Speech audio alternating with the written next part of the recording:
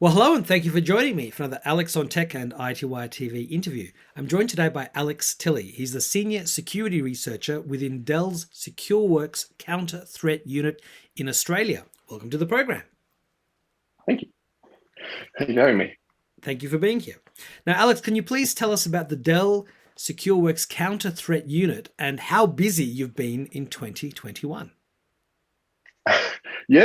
So the Counter Threat Unit is basically it's a group of 100-ish researchers, and we're really blessed basically because we don't have anything to sell. We get to just research emerging and bad threats on the internet, understand them, and help use that to protect clients, obviously, but also to inform people and to do work like this. So we sort of tend to recruit a lot of ex-law enforcement like myself and ex-military and ex-intelligence, as well as skilled reverse engineers and other sort of people like that. So it's really just a research hub to pump out indicators and interesting understanding of threats. It's quite a cool job, if I'm honest. Yeah. Well, I mean, it's all the ethical cyber research, the white hat, the good guy hacking. I mean, I was talking to Peter Coronius from the Cybersecurity Advisors Network, and they just started up a 0-day legislative project to make sure that the ethical research and ethical, hacking is protected under the law, because in some countries it's not. But if you're working for a company that you're not an independent, that must make it a bit easier to be able to navigate all those waters. Yeah, and definitely one thing that obviously coming from my background in law enforcement, is the strong sort of rules that apply to this sort of work. And one thing I do quite like about where we are is there is a strong sort of set of corporate ethics around. We'll do some things that there's definite hard bars about things that you don't do because they're unethical or illegal. And I find that quite refreshing because, you can think of private companies as doing whatever it takes, right? But I think definitely what I've seen with the way we operate is there's definite lines you just don't cross. I find that quite good, refreshing. So how has cybercrime evolved over the past couple of decades through to today, where not only ransomware, 0 days, and phone-based malware has been becoming, ever more, scarily prevalent? Dude, that's a really big question, and I love it. So I've been doing this game now for about 20 years 20 years in the cyber mines, I like to call it. And really, if we think about the progression of crime in the lens of losses, so we sort of when I started back in the late 1920s, it was definitely around $300-400 per lost event for a phishing attack or something like that. And then we sort of, over the last 20 years, that's moved through from the $300 to the $5,000 per event when we got banking Trojans first coming out, like your Zeus's and Citadels and stuff. People might remember some of those names. And then through to $500,000 per event when we're talking about Dire and other pieces of software that were attacking businesses and business banking platforms. And now we're at this point now with ransomware, we're at about $5 million is not unheard of per event. So in 20 years, that exponential growth of what the criminals can get out of us as victims has just exploded. And really what we're sort of seeing is, you mentioned ransomware and stuff like that. So it's definitely a movement towards those larger scale single hit events because, everyone's got time constraints and, criminals have kids at school and stuff as well. They have time limits. So definitely they don't want to be dealing with 1,000 transactions of $5,000 each. They'd much rather deal with one transaction of $5 million and go on with their day. So we sort of have to think of it as a bang for your buck, almost as it were, from a criminal point of view. So definitely that curve up to larger scale losses, but lesser incidents of it is where we're at now. And it's for a researcher, for someone who's been involved in crime my entire career, I find it quite fascinating. But for someone who's not involved and doesn't understand how this ecosystem works, it can be, obviously it's terrifying, right? Yeah, absolutely. Well, I mean, it's no surprise that the criminals want to make sure that crime pays, and it pays big. Right, exactly. Now, we hear from various government organisations about the losses that Australian citizens and businesses suffer from a variety of scams each year that we just spoke about. So what are the latest stats for Australian businesses? And, can these businesses ever recover the losses, or is the money gone? Yeah, so the ACSC, so the government's Australian Cybersecurity Centre in Canberra there, who are wonderful people doing really great work. They release their reports every year about the aggregated figures and stuff, and they're talking, numbers in the billions and tens of billions to losses to cybercrime. Now, the caveat to all of that, obviously, is cybercrime is is a term that means different things to different people. Mm. So if we talk about straight up, I'm going to hack you and drain your bank account, that's a bit of a different thing than say a scam loss. But they're sort of semi bucketed together. So yeah, so definitely in the billions and tens of billions is where we're at now. And the US DOJ, the Department of Justice in the US, every year does a similar sort of figures. And I don't have them to hand, but if you look at them over the years, they sort of started out at losses of 1.2 billion, and then 3 billion, and then 5 billion, and then 12 billion. So every year that loss that's equated directly to cybercrime is on the way up.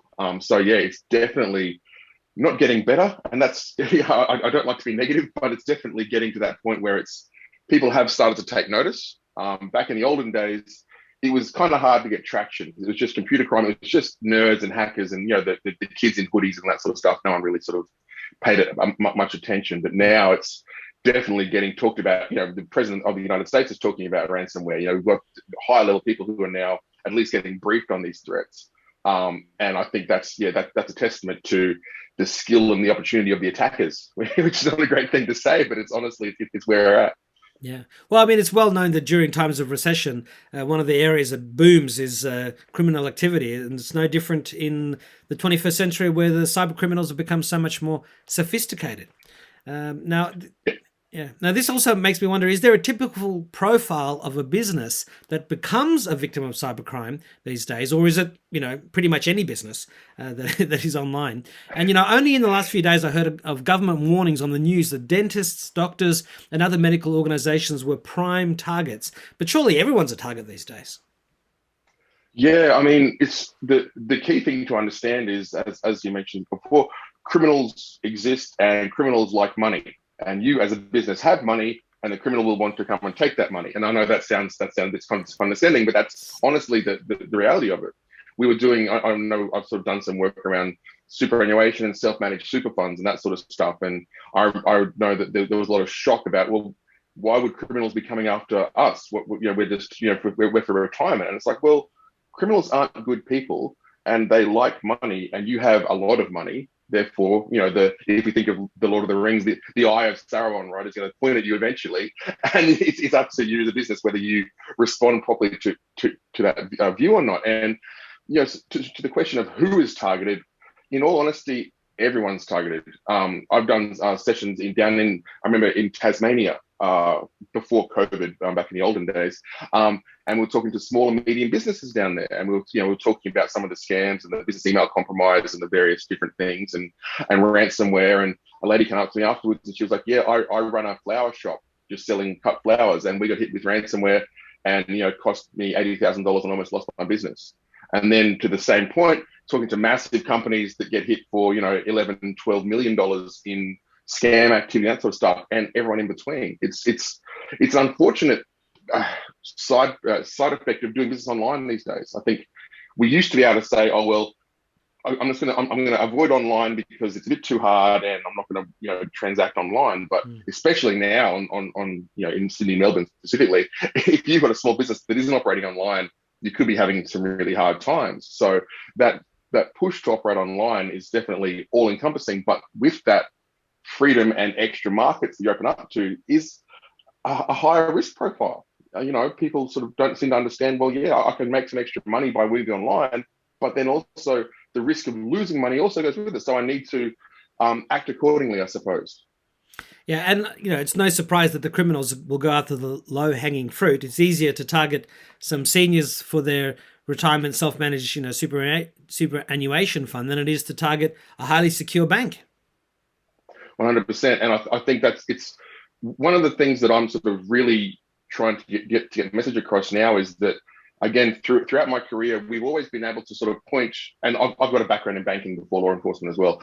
So we've always been able to point at the banks as being the problem. The banks should do more. Why aren't the banks securing my money more? It was a bank-based risk. But now it's everyone's problem. Now the banks have done such a good job of protecting our money and their money and themselves from these types of attacks that the criminals have shifted away from attacking the banks and going after bank accounts. Now they're going after your business. So I think before we've been able to say, well, if that's a bank problem, they have to worry about that. Now it's, well, no, it's my problem. Now I need to take some steps to help secure myself and my business. And just last week I saw reports of the creators of the FluBot malware, who are now, when you click on the link, even though you're not supposed to click on the links in your SMS messages, but they would pop up a graphics that says your phone has been infected by FluBot, and it's big and it's red and it's very scary looking, and they want you to click on the link to install the patch to get rid of the FluBot, which of course is the link to actually install FluBot. So, are there any examples of really sophisticated cyber criminal activity in 2021 that really has just made you gone, wow? Well, yeah. So the thing that always amazes me is the we have to have this understanding that criminals get better at their jobs just like we get better at our jobs. The longer you do a job, you would hope you might become a bit more skilled at that job, right? And you might Absolutely. learn a few more tricks to be a bit more creative and a bit more sophisticated in the way that you approach your work. The same thing is true with criminals. And now we've got criminals who have been in this game for 20, 25 years, etc. They're very, very good at what they do technically. So if we talk about something like FluBot, it's a really cool piece of kit. It's emerged on the heels of some older Android malware that was going after banking platforms that never quite took root. Like there was things called Marcher and Exobot. These were in the last 10 years or so pieces of malware for Android phones that were fully featured and could do a large scale, fraud operations, but they never really, took root and grew. FluBot seems to be the evolution of that, where they've taken the skills and the tricks they learned from the previous generation, and now they're saying, well, now we're going to use that and our new skills on top of that. And that campaign you mentioned, where they would say, hey, you're infected with FluBot, beautiful, chef's kiss piece of work, because it shows the movement towards using psychological tricks against us. And that, to me, always seems to happen once they've got, they being the criminals, once they've got their technical ducks in a line and they've got the proven capability, that's when they pivot to start using psychological tricks to then get us to get infected with it. And that's what we're seeing now. And we saw that with banking trojans, and we saw that with business email compromise scams, we saw that with romance scams, and now we're seeing it with ransomware, and now we're also seeing it with Android malware, where they've got to that point where to use those psychological tricks against us is going to have a massive impact on the criminal bottom line, because it's going to get more infections, which means more fraud, which means more income for the criminals. It's not the Wild West, but it definitely is showing that the criminals learn from all of these years, and they build on those skill sets. And it's we need to be really aware of these things. Yeah, if there was a soundtrack to life, you'd have Magda Zubanski's voice saying, "You are the weakest link." Yeah, definitely. Oh boy! Now, ransomware attackers often want to be paid in Bitcoin, presumably some other sorts of cryptocurrencies as well. So, and some governments are reportedly fighting back by banning exchanges from accepting these ransoms. So, have you heard of that? And how else has cryptocurrency changed cybercrime? Yeah, definitely. There's a lot of activity around Bitcoin and cryptocurrencies, trying to sort of get some more understanding of it and some more regulation around, some regulation around it, shall we say? Any sort of, because it's by nature, it's not regulated. But definitely, what cryptocurrency has done and continues to do, I mentioned before around that criminal experience, right? That time it takes to get good at what you do. Cryptocurrency has taken a large chunk of the necessary skill set out of cybercrime, because when you got really good at technical cybercrime, you got really good at doing your trade, you then had to hook in with actual money launderers, people who knew how to move money around the world in large amounts, because we're talking about $500,000, right? You can't do that easily through Western Union or through dodgy credit cards. You need infrastructure for that, and that's where money launderers come into it. But that takes a certain level of criminal sophistication to then engage those services, as it were, because they then take their percentage. With something like cryptocurrency, well, I don't really need those money launderers anymore, right? Now I can get my technical skills with this bit of ransomware, and I can do my cobalt strike, and I can pivot around in the internal network of a company and get access to what I need to access and encrypt it all. But then they're going to pay me directly to a Bitcoin wallet or an Ethereum wallet, or as you say, whatever's your poison. And then the cash out of that is much easier. I put that through a tumbler. It's harder to track those coins, and then I can cash those out later on. So that definitely, the emergence of cryptocurrency in this has really lowered part of the criminal barrier entry for this thing. And that could be argued is one of the reasons why ransomware has exploded so much, because you don't have to be a really good crook, traditionally speaking. You just have to use those technical skills you've got, and now you can cash out without having to use that traditional criminal infrastructure, which is, it's an interesting world to be part of, I think. And I think government has got a lot of work to do around that. And I think private sector as well has a lot of work to do around that, to try and understand how that looks and how we can respond to that as government. I think we saw with the US Department of Justice clawing back a few million from REvil around the Colonial Pipeline, that it is possible, it is doable. And I think definitely with the attention that's been drawn to the problem now, I think we'll see more of that going forward. And I think it's great work. Now, we hear that the fight between hackers and cyber criminals researchers is a cat and mouse game. And as you've described, cyber criminals are getting ever more sophisticated. So clearly detection is challenging. But is AI and machine learning, AI and machine learning helping to address the balance? Or are the bad guys using AI and ML to get even sneakier? Yeah, see, AI and ML has been talked about for many years as being maybe not the silver bullet to fix this problem, but definitely a massive part of it. And I know that we in Secureworks do leverage a lot of AI and ML, but honestly, what it's best used for a lot of the time these days is to get rid of that background noise. So if you have a business on the internet, if you have a website, as I'm sure a lot of people do, you're constantly getting scanned. And sometimes some documents will say each one of those scans for a vulnerability is an attack. It depends on your point of view, I suppose, how you count those numbers. But what is harder is to get rid of that so you can actually spot those real attacks. So, people sort of talk about, if I can pivot to ransomware for a second, people talk about, well, who's the target for ransomware? And honestly, it could be every business, because if we actually knew all of the infrastructure, so the machines on the internet that the criminals are using to try and find those little ways into your network, if we could find that and check everyone for who's been touched or talked to by that infrastructure, you'd probably find most businesses have been touched at some point. Whether the bad guy was able to get in and then realize the full weight of the intrusion is a whole other story. But that initial, hey, can I get into this business? Do I have a way in to hack into this business? That initial scanning activity is happening constantly. So I think that sort of the AI and ML to get rid of that background noise and then spot the real bad stuff is definitely useful. But I think also a lot of the time it does take a lot of the old Mark 1 eyeballs to be able to look at it and just, I can say that because I'm biased as an Intel analyst, but, and there's really no technology like an Intel analyst to look at a problem and sort of think, there might be something more to this, So I think there's a bit of both needs to be done, I think. Yeah. Well, I mean, AI and ML should be an assist. It shouldn't. You can't rely on it completely, because you still need the human intelligence to, really see what's going on. And that's just what you were saying. Yeah. So how should businesses today be better prepared? Clearly it's a blended series of protective measures that need to be taken. But what is your advice to businesses in 2021? Buckle up. I think honestly, it's that really the understanding that you are, and I don't mean to sound doom and gloomy, please forgive me, but the understanding that you are a target. Honestly, if you're a business online today and you have money, you sell goods or you buy things, you will be a target at some point. Again, that Venn diagram of people looking for targets and actually you're realizing a full compromise is quite narrow.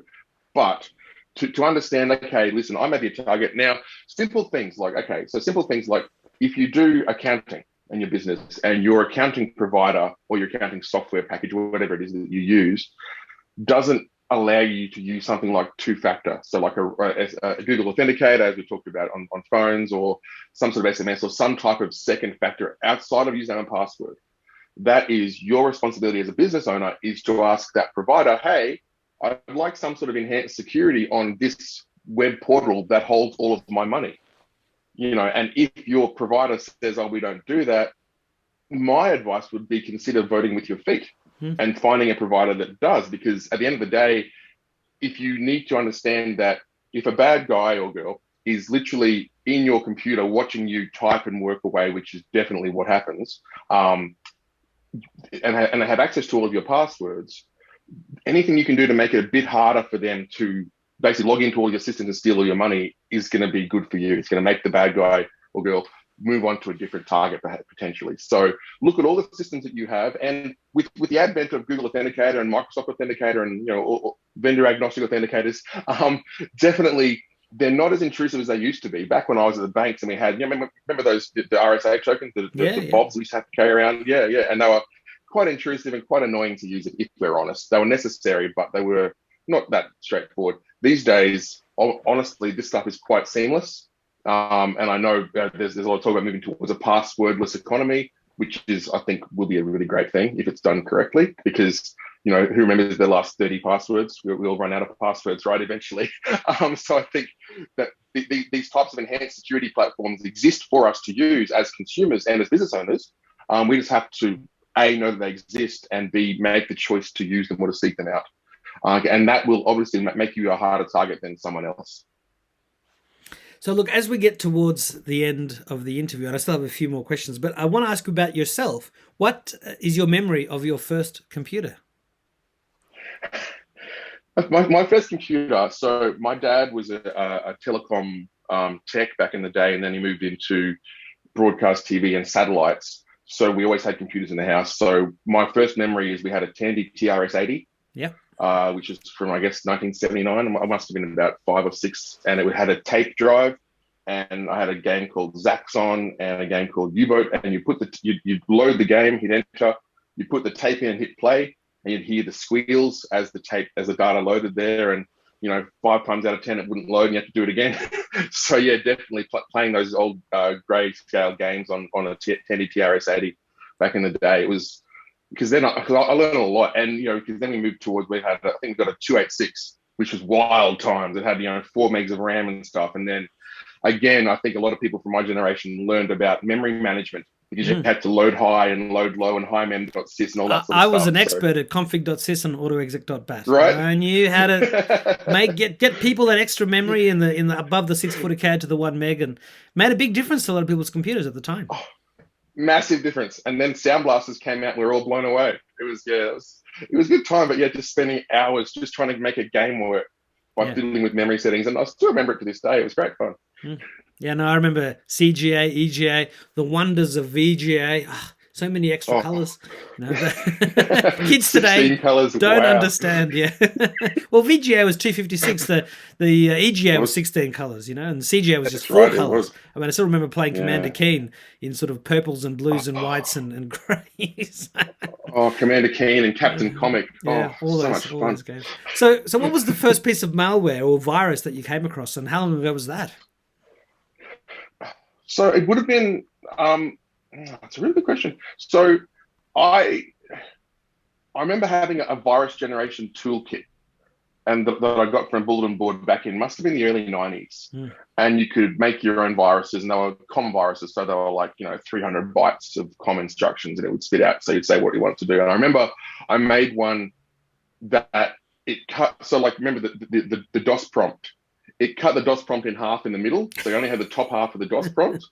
And I remember my dad saying, "What did you do to the computer?" I was like, "I just made this thing and it ran, and now it's only got half a screen." And he was like, "Well, I don't know what to do. How are we going to fix this? I don't know." So I think we have to fully reinstall that. So that would have been in the early 90s, making my own viruses from this virus generation toolkit. It was. You could do some real loose stuff back in those days because you weren't really sending it to anyone. You're just breaking your own stuff. Obviously, the problem with that is it was before VMware or before any sort of virtualization. So when you ran it, you really would break your stuff. Luckily enough, those things are easy enough to reinstall.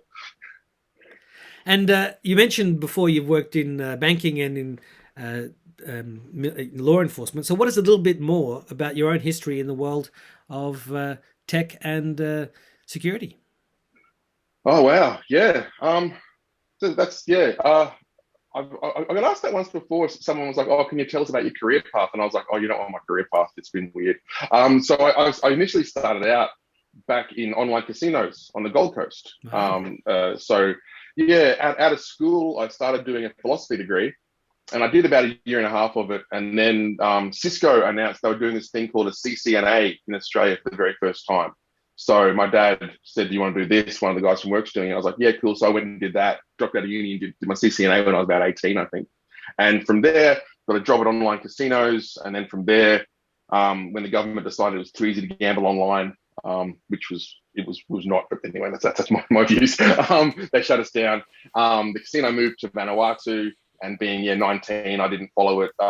Then I went to banks. So yeah, banks was where I cut my teeth, and I think I've got to where I am because when I was starting in banking in like the early 2000s was definitely when the first phishing attacks were starting. So I like to sort of say that I learned my craft at the same time as the bad guys learned their craft.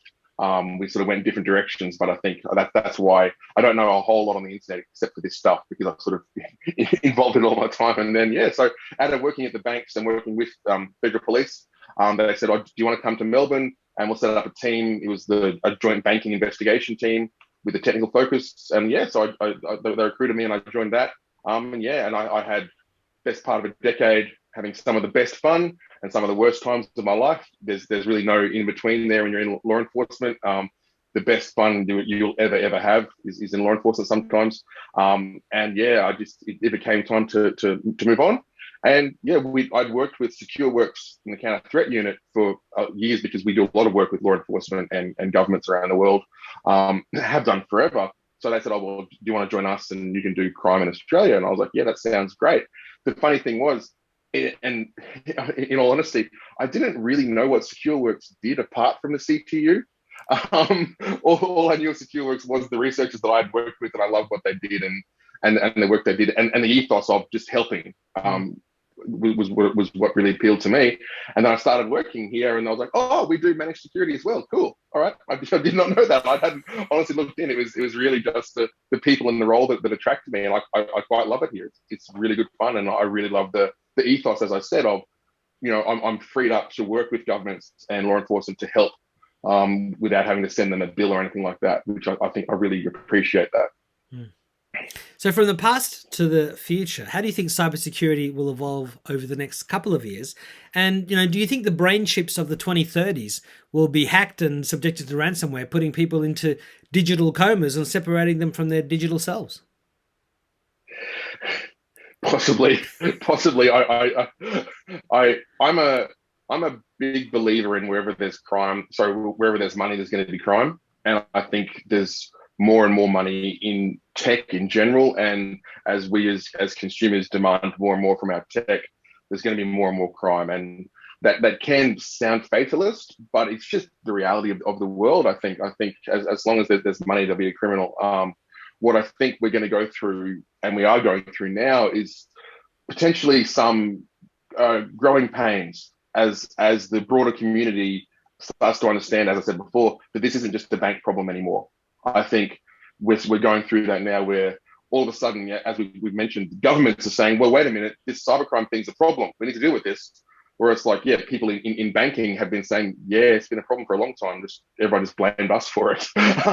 So I think the broader community is starting to understand, well, we need to work on this. I think multi-jurisdictional law enforcement work is going to get bigger. I genuinely think more and more intelligence services are going to get deeper involved in working in cybercrime, anti-cybercrime, as it were, because I think it's getting that sort of governmental pressure. I think a lot of that work's going to migrate not away from law enforcement, but be supplemented by other agencies that historically didn't really have an interest in this aspect of the world. But I'm really quickly starting to have to really care about it.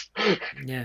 Well, it's a little bit like when IT was first entering into businesses and there was an IT part of the business, and then people quickly realized that the business was IT. Even if you were shipping, milk from the paddock to supermarket shelves, I mean, IT is a huge part of that, and it's exactly the same with security. Not only have we had to build it in from the ground floor and not bolt it on from the at the end of the process, which of course is causes all sorts of problems. But security is the business, because without security, you've lost everything. You can just shut down and start something else. Oh, 100%. And I think it's a really good point. That's something that people in my sphere of friends and peers have been realizing for the last, let's say, 4 or 5 years, maybe a little bit longer. But people in cybersecurity have always been, as you say, sort of the other, but also with being the other has been honestly decent budgets.